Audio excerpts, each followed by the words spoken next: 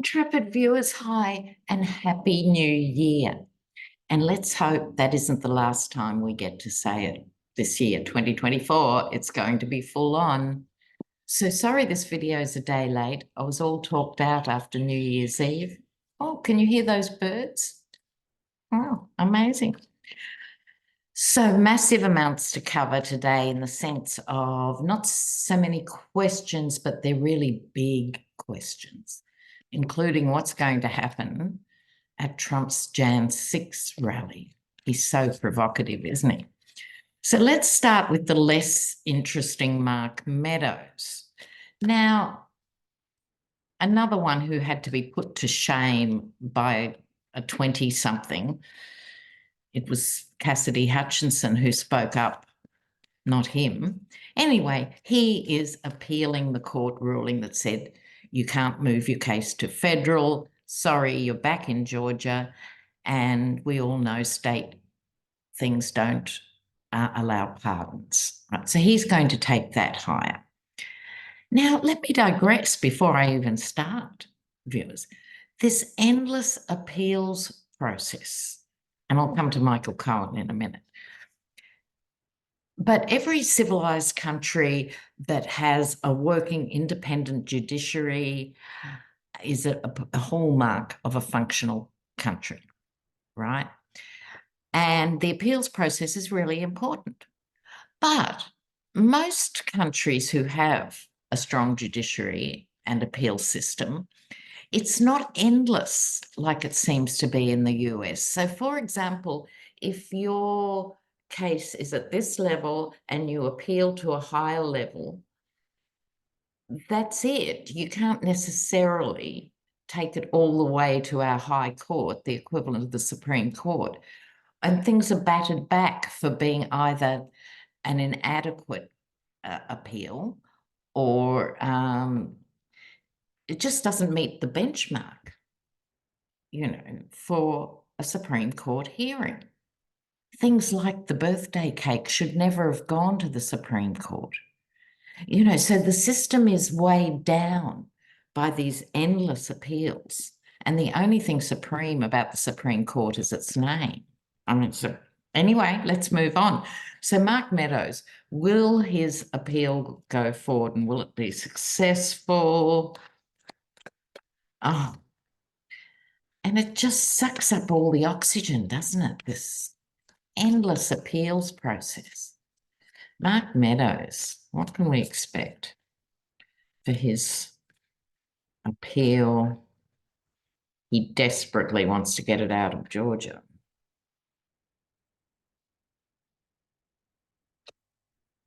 Oh, I hope that doesn't mean he's successful.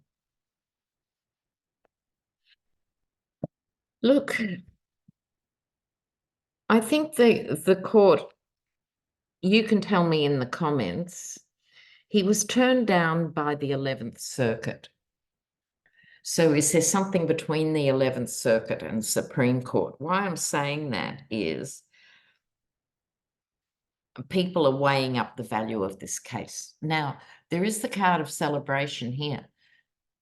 Is it him celebrating ultimately success, or is it us celebrating the fact he has to actually stand trial for what he did, which was cuddle the Yeti during the insurrection? It's just not. Anyway, he is a bit damaged by this ruling now.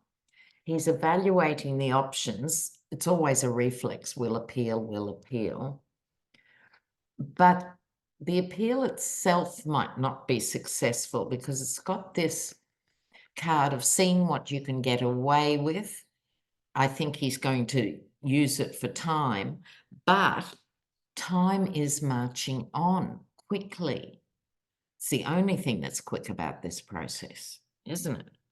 So I think he's happy because his lawyers have said you can appeal. I think that's what that 3 of Cups was about.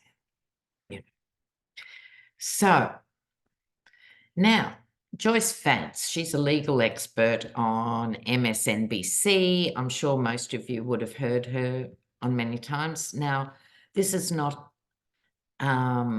a guaranteed thing, but she's written an article supported by other lawyers, basically that making a case that if something is of national importance, then slow justice is justice denied.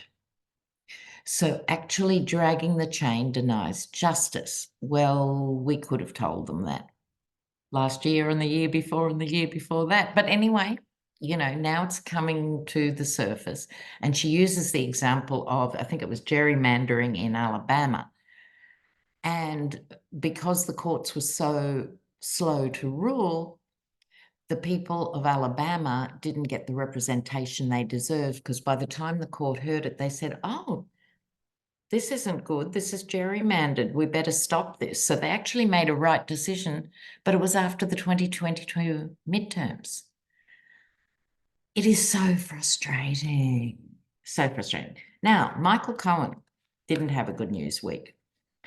So he was suing Trump, Barr, and a couple of other people for basically being imprisoned for revenge. Okay, so this is separate. Now most of us have grown quite fond of Michael Cohen.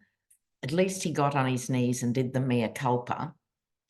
But before that, tax evasion, lying to Congress, right? And he got a 3-year sentence. He was let out prematurely to house arrest because of COVID. We all know the Michael Cohen story, but this was a bigger case going ahead, and it's symbolic of so many others, that this was the true weaponizing of the DOJ under the Bill Barr watch, that he was sent to prison, and he got turned down by the court. He will take it higher.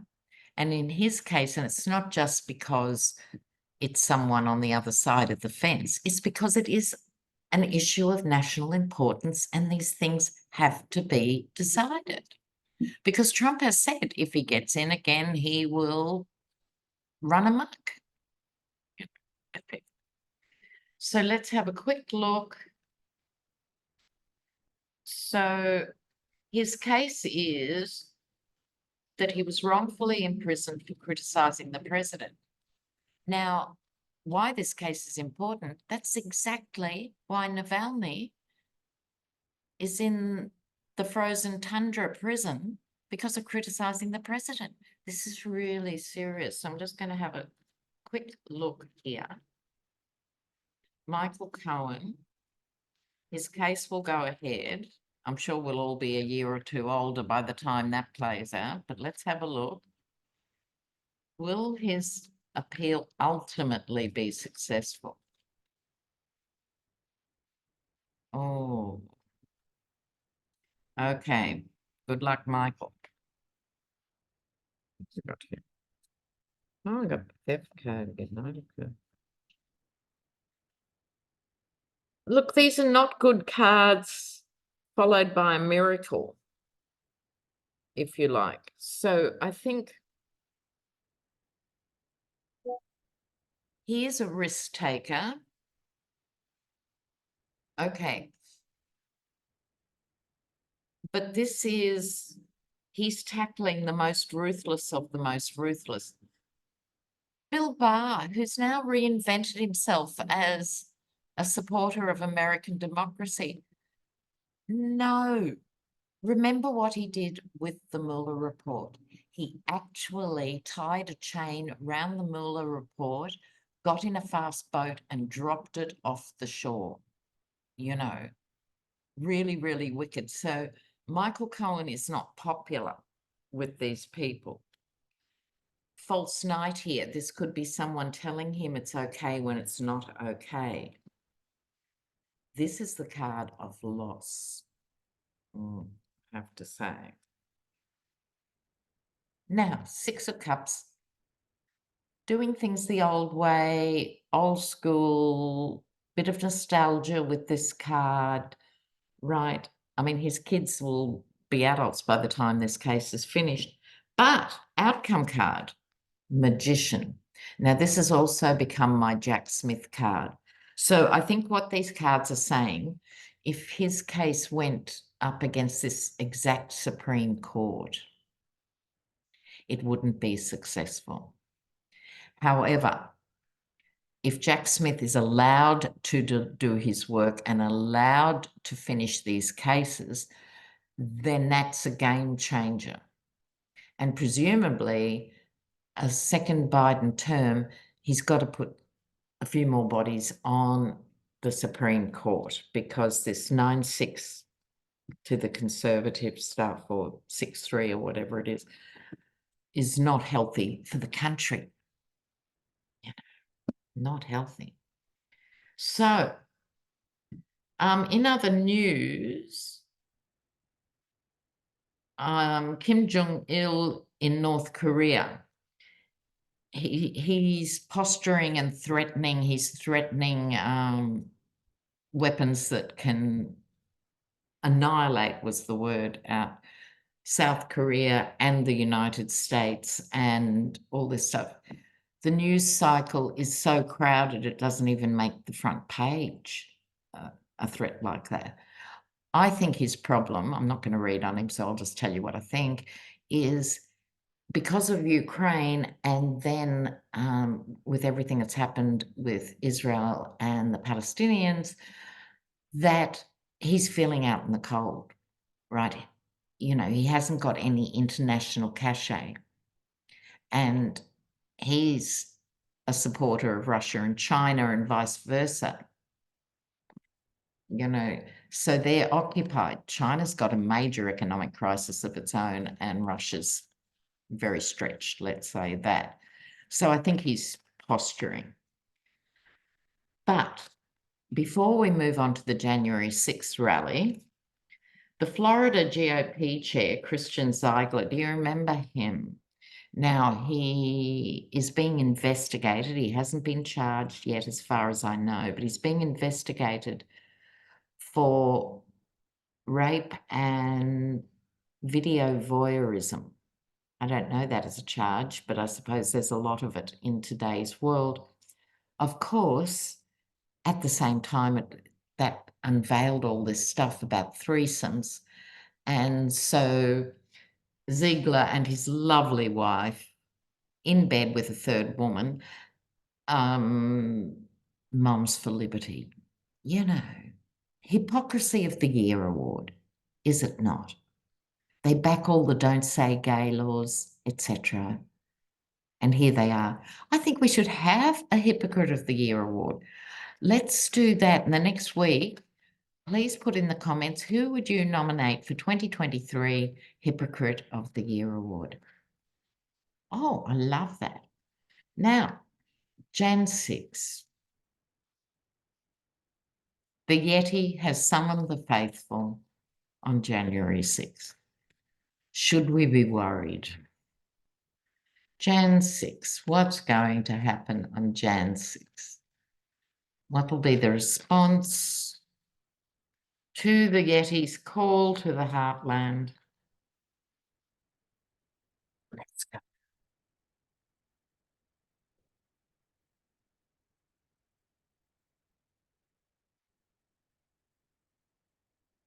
Oh, this is interesting, isn't it? I'm just going to do some extra cards here too.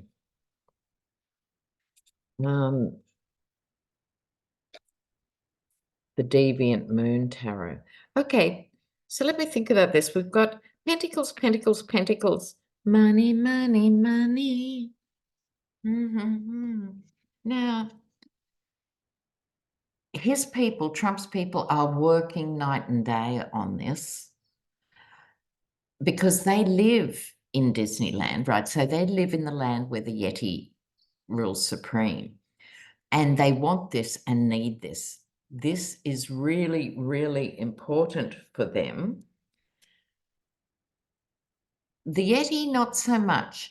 He just assumes other people will do the work for him. This is him sitting pretty. He's fairly confident. I find this strange. He's fairly confident, but they're not. His people aren't that confident. Evaluation, like doing the numbers, how many are they hearing are coming? They're working on this.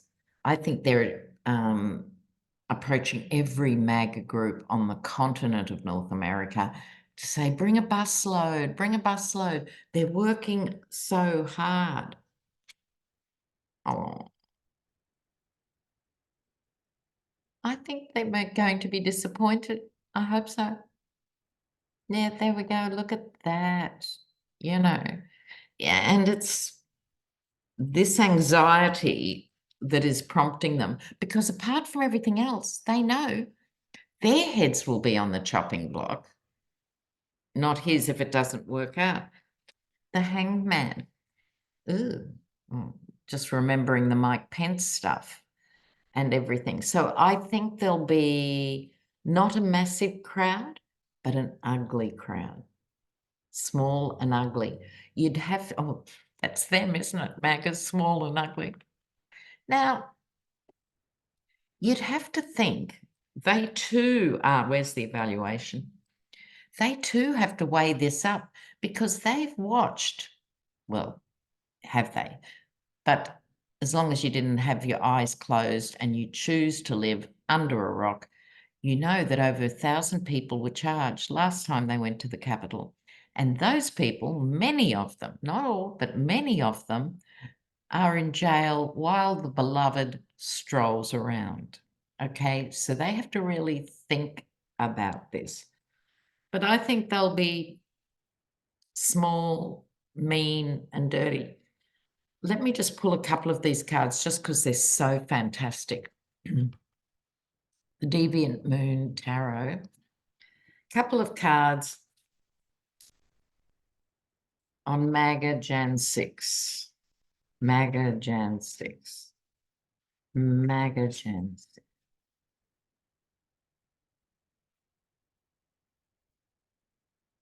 Ah, look, here's what I hope you like these cards too. I think a lot of them that'll go, excuse me, will be going to see each other. This is joining together, this Two of Cups. You know, if you're in any movement, doesn't matter what the persuasion, you are drawn to like-minded people. So they're drawn to each other. And so they're going for the social as much as the political, you know. So if I was a MAGAphile in a southern state or something, they're going to go, this is their big day. For them, judgment. And I think this could be a judgment on the Yeti. Imagine if it's a really small turnout, that will crush the narcissistic brain. I love this. So in judgment. And 8 of Cups, staying away, staying away. No, no, no, no.